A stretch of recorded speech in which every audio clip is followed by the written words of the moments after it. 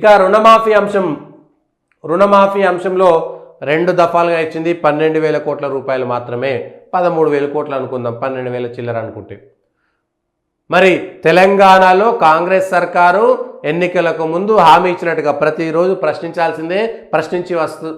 ప్రశ్నించాల్సి వస్తుంది కూడా. ఎందుకంటే మీ కాంగ్రెస్ పార్టీయే రైతులందరికీ రుణమాఫీ చేస్తామన్నారు. మీరు నిబంధనల పేరు మీద లక్షలాది మంది రైతులకు అన్యాయం చేశారు, నమ్మించి వాళ్ళతో ఓట్లు వేసుకున్నారు. ఓట్ల పండుగ అయిపోయిన తర్వాత, ఏరు దాటిన తర్వాత బోడి మల్లన్న అన్నట్టుగా వాళ్ళ అనేక మంది రైతులు నష్టపోయారు. వ్యవసాయ రుణాలు తీసుకున్నది రుణమాఫీ అవుతుందనేటువంటి అంశంపైనే. ఇంకొకటి, ఖచ్చితంగా ఎన్నికలకు ముందు కాంగ్రెస్ పార్టీ ఇచ్చినటువంటి హామీ పత్రంలో ప్రతి రైతుకు రుణమాఫీ చేస్తా అన్నారు.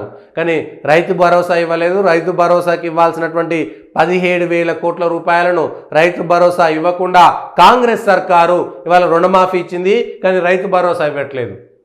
రైతు భరోసా ఇస్తామని కూడా 15,000 చేస్తామని కూడా ఇదే కాంగ్రెస్ పార్టీ హామీ ఇచ్చింది.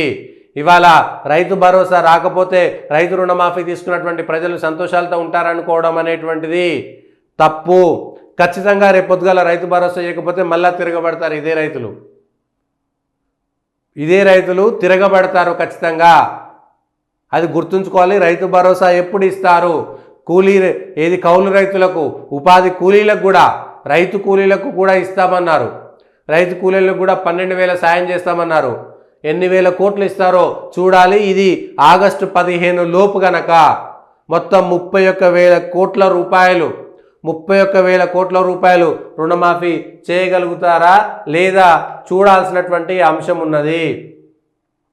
స్కిల్ డెవలప్మెంట్ యూనివర్సిటీకి సంబంధించి మీర్ఖాన్పేట కందుకూరు దగ్గర స్కిల్ డెవలప్మెంట్ యూనివర్సిటీ, ఫార్మాసిటీ పేరు మీద భూములు తీసుకున్నది సర్కారు.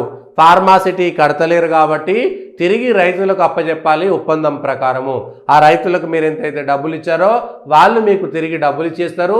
వాళ్ళ భూములు వాళ్ళకి ఇచ్చేయండి. రైతుల నుంచి భూమి తీసుకున్నప్పుడు, సేకరించినప్పుడు ఫార్మాసిటీ కడతామని చెప్పేసి ఇవాళ ఫార్మాసిటీ కట్టకుండా ఇంకొక దానికి మరలించడం అంటే అది ఇన్సైడ్ ట్రేడింగ్ కిందకి వస్తుందా రాదా?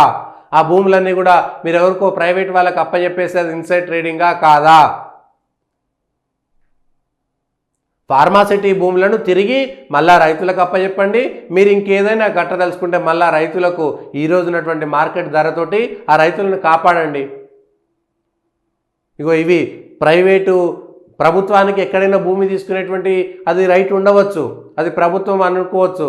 కానీ ఎవరో ప్రైవేట్ వాళ్ళకి ఇవ్వడం కోసము మళ్ళా రైతుల నుంచి సేకరించి ప్రైవేట్ వాళ్ళకి అప్పచెప్పి అభివృద్ధి అంటే ఏ విధంగా సాధ్యమవుతుంది? ఫార్మాసిటీ అనేటువంటి పేరు మీద మీరు అక్కడ రైతుల నుంచి భూసేకరణ చేశారు.